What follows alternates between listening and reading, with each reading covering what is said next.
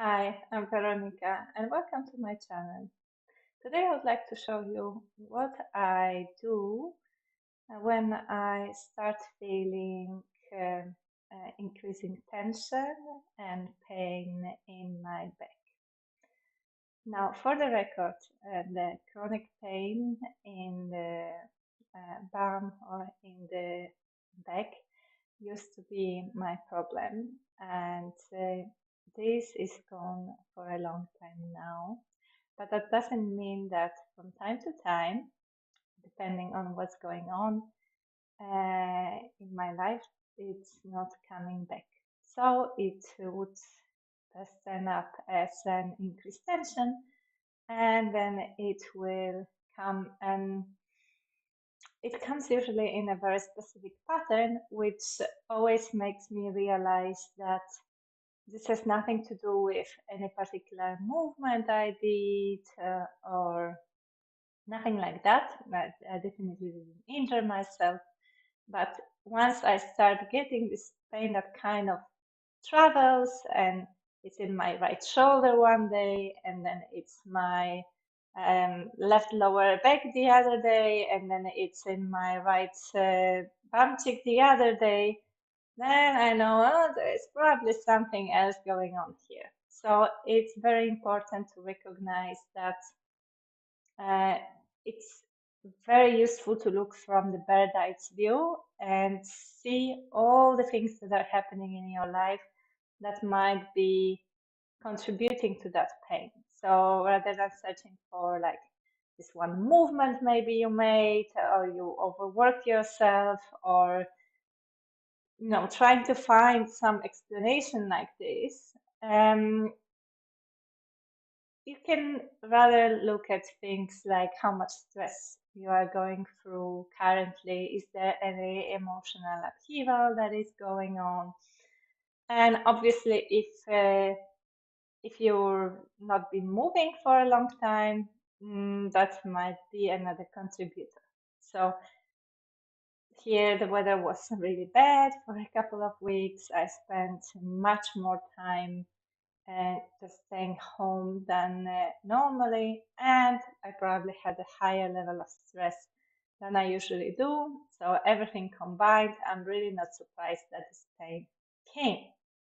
So now, what I'm going to show you are the things that are kind of encouraging the body to start, mostly the nervous system, to start releasing, letting go of that excessive tension that is accumulating. And some of it is going to help and is going to bring immediate relief. Some of it is going to bring a kind of relief that I might see over a few days time. But if I don't address the main reason why it started showing up, if I don't listen to what my body is really trying to tell me, I'm kind of missing half of the story. So I would like to really stress it out before I even dive into showing you what might help you to start releasing that excessive tension. So everything will be done lying on the ground, and you will need some props that are very easy to find. One is a small but rather firm pillow or cushion, or it could be also a folded blanket. And the other thing is two rolled up pairs of socks. So let me show you the first practice, for which you will need the firm cushion or a firm blanket, maybe, or towel, folded many times so that it's relatively high. You will actually see how high you want it to be, and you can play a little bit with it. But the size of it, it cannot be too long, too wide, because you want it to cover exactly your lower back, but not more than that. So if you sit on the ground, you start putting that pillow right behind your sit bones, those two bones that you might feel now in contact with the ground. And then you very slowly start lying yourself over it. Now, if you already feeling the pain right now, it will feel very uncomfortable and quite strong to begin with. But the main point here is that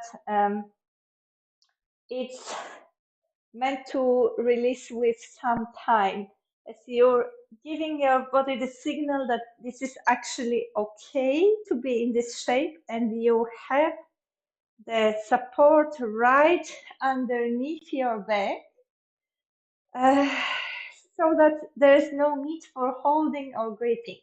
So that holding and gripping will happen right in the beginning, as you're in this very unfamiliar shape.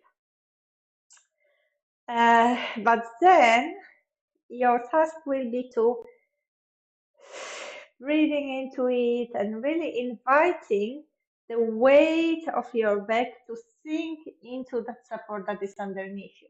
Now, of course, if you start getting cramps, like really strong sensations, if it's too strong for you, you can try to go for something smaller. If you feel like it's weird, it's uncomfortable, but it's actually, yeah, it's not too bad, you could move your arms somewhere more out to the side over the head. And for the next couple of minutes, all you're gonna focus on is maybe a little bit more directed breaths towards that lower end of your ribs, and maybe you might even feel some movement in the belly.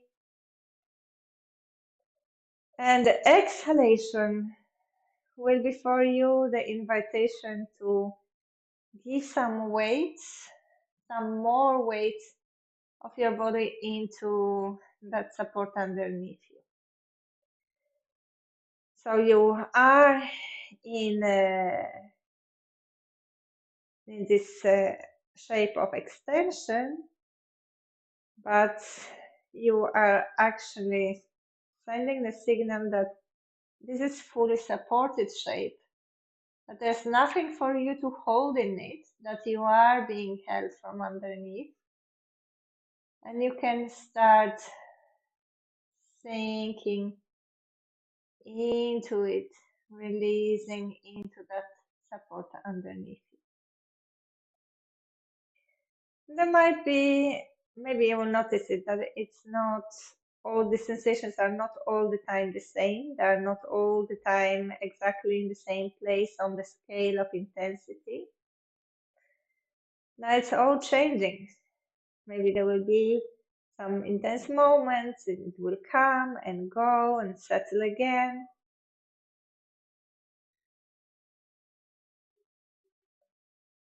And over time, it might start feeling a little bit more familiar, a little bit more comfortable than in the beginning. If it's not, if it's only intensifying, then it might be a sign you need a smaller pillow to begin with.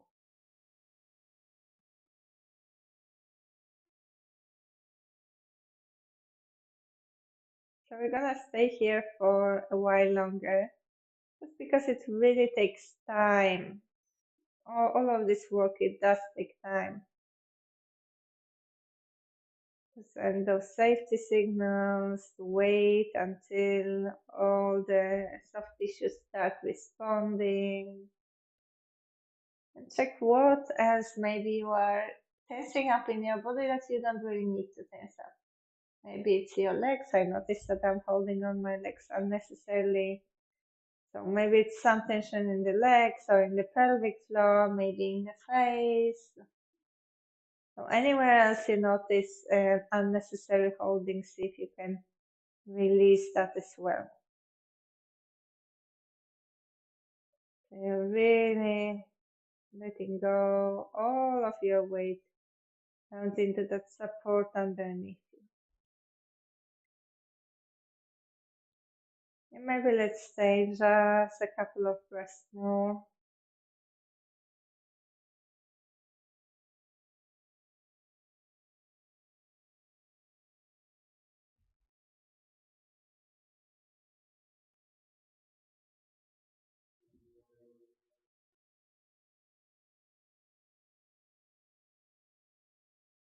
and then we'll be getting ready to come out. So it's gonna be super, super slow process. The first thing is to place the heels just underneath the knees so that it's easier to transfer the weight.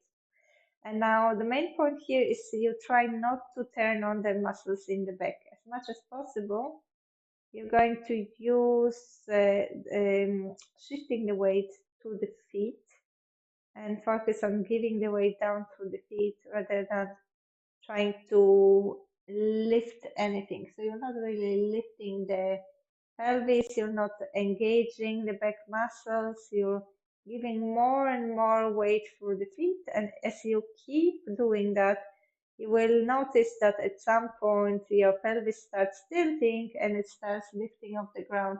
Not because you are trying to lift it, but because you're giving the weight for the legs. So then there will be a moment where the pelvis completely changed the orientation and the weight uh, on that cushion doesn't feel so heavy anymore. That is when you can start very slowly sliding it away from underneath you and then let it all hang in the air. So you're not dropping down to the ground. You're hanging down like in a hammock for a while with that pelvis in the air and as much switched off as possible, all the muscles in the buttocks and in the back in this position. And then you're gonna go down, but super slowly.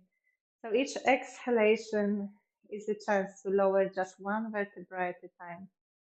Just one vertebra at a time.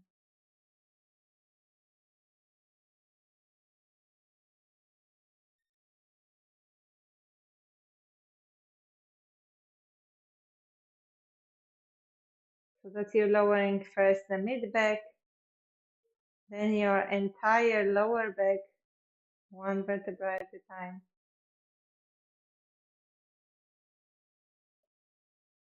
And only then your sacrum. And once your sacrum lands, that's when the pelvis again will naturally come back to its neutral position. And I would encourage you to stay here for a good couple of breaths. There might be a lot of sensation now happening all over.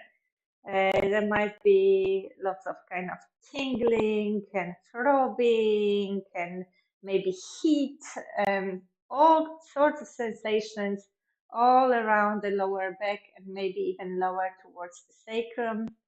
So let's just wait until all of that fades away a little bit.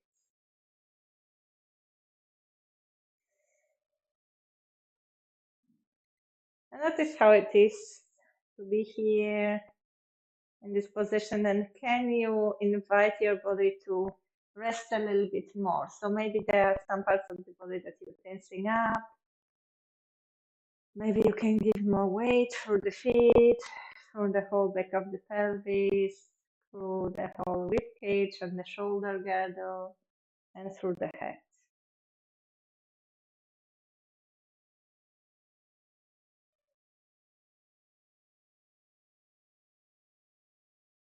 Right, so this was our method number one. The method number two is very simple. It's but sometimes it takes time to get really used to it, and it's the kind of sliding movement that creates a rocking movement where the motor of the movement are the soles of the feet, and the rest of the body is simply following this movement. So here, the very important thing is that you're not tensing up and keeping everything super stiff as you make this movement. So I'm trying to show it now. If everything is tensed up and you try to move up and down, it's not happening. Like this movement cannot travel. If your body becomes floppy, your arms, your head, your neck, your torso, your pelvis, and the only thing that is really working are the soles of the feet, that's when the body kind of dances up and down. It really gets, is being moved. and massage. So it does take time to get to the point where you find your rhythm, and sometimes it helps to find this image that it's someone doing it for you by placing the hands on the shins and just pushing you away in a rhythmical way, and then you're just receiving that. So if you imagine that someone does that for you and you're simply receiving it. You really want it to come in a rather lively pace. If you're doing it slowly, it will require much more muscular effort than when you get to the point that it happens with the momentum. So right now it's with the momentum, it's really minimal effort, it's almost nothing that I do, it just keeps happening and it's beautifully massaging the entire fascia along the back side of the body. So now, if you're finding it difficult to access this movement and it still feels like very tense and kind of robotic, sometimes it helps to do it with the heels. With this socks is a little bit slidey, so I just take off them a little bit so that the heels are touching directly the blanket. So I have the heels on the ground. That means the front of the feet is slightly lifted. The feet can be together. It's a little bit easier. And I do the same thing. Push away. In this case, I push away with the heels. And sometimes this pushing away from the ground with the heels feels more accessible and easier to understand. So check if that works better for you. But still, it's the same principle, and that is that the rest of the body has to stay really relaxed so that it can move freely up and down the mat and get massaged up and down the mat.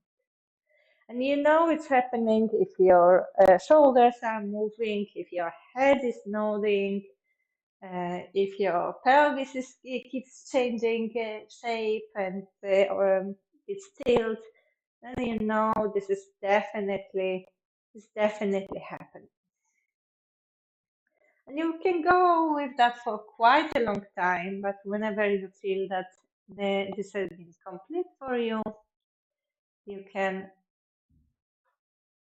stay in stillness and again observe what it has done for you. And one more time, it might be that there's plenty of sensations moving through your entire body as a result of this movement.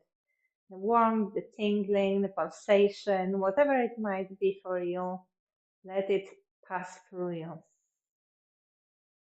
For the last movement, you're going to need those two pairs of rolled up socks. And I'm going to show it to you now where I'm going to place them, as it's not going to be visible once I'll do it. So if you feel for all the bony landmarks, you're going to feel some bones just at the top of your pelvis. So you want to go above them. You're going to feel your spine in the center. You want to go on either side of the spine. And you go from that point just above the pelvic bones on either side of the spine. And here it might be that the sensations will make you travel all around this kind of square that you have on either side of the spine. So one side of it will be the top of the pelvis, one side of it will be the spine, and the top side are the lower ribs. So you want to be somewhere between those bony landmarks. Anywhere between those bony landmarks will be fine. Eventually, you might also feel like venturing higher up along the spine as well, depending on what sensations you're going to find. So once you're making your way down, you can lift the pelvis for a moment to place those rolled up socks on either side of the spine. You could also roll a little bit more to one side and place one sock, roll a little bit to the other side and place the other sock. So whichever works better for you. And once you're gonna get there, this is when, in this case, the sensations are very subtle. So I'm not doing it on purpose. I'm not doing it with a tennis ball. If you already feel the pain, the tennis ball is going to feel super intense and you're going to tense up even more. So instead, we're going for something that is really soft, that is easy for you to sink into because you're sinking into something soft that doesn't feel jarring or in any way dangerous for your nervous system. And you're just waiting for the magic to happen. So it might be that you want to move your balls just a few millimeters or 1 centimeter this way or the other until you find a spot that you feel that, yes, there is some tension there, but I'm able to breathe normally. I don't tense up any other part of my body, not the shoulders, not the face, not the belly, not the pelvic floor. And I allow the weight of my back to sink into that ball. I could even imagine that it's all kind of melting around it as I sink deeper and deeper.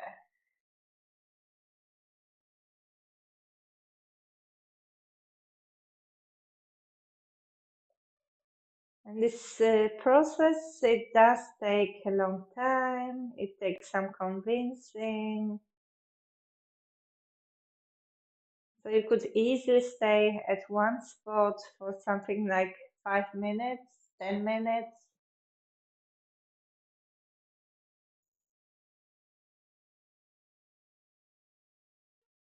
I would say a minimum amount of time you spend at one spot would be 2 to 3 minutes for it to really go into your fascia and start um, affecting its shape and how it's responding.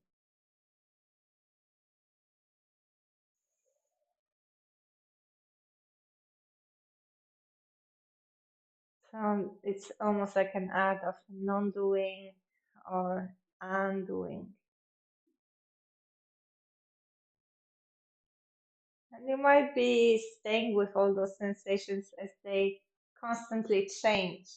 So very often the first moment when you find that spot that feels a little bit uh, more tense, that first moment is not um, so pleasant, and you definitely feel it.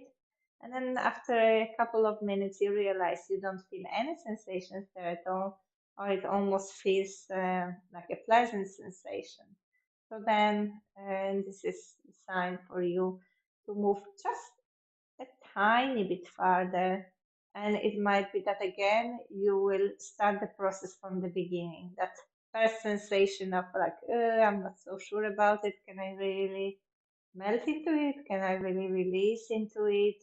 And then after a while, this process goes on.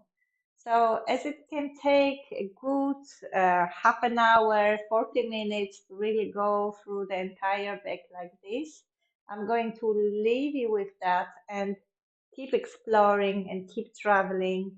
The only thing for you to remember is that you don't want to stay in a spot that feels so intense that you cannot breathe normally or that creates tension in other parts of the body. And you don't want this ball to be right underneath the bones. You're going for all those soft areas. So I hope that this was useful. And this is what really works well for me. That doesn't mean all of it is going to perfectly work for you. And as I said, this is not a set that is meant to fix you in any way. It's just that signal that you're sending to your nervous system to start releasing the tension that you don't need to hold. Another practice I really recommend you to try out is the first aid for pain, something that you can listen to and that really helps you to deal with the intense sensation as it happens. And you can download it from my website. Also, soon I will be starting the new edition of the Heal from Within program, where I teach you specifically how you can start helping yourself without relying so much on the external help, feeling more empowered in that process of dealing with any chronic condition, or chronic anxiety or depression. So if you're interested, I will link it below.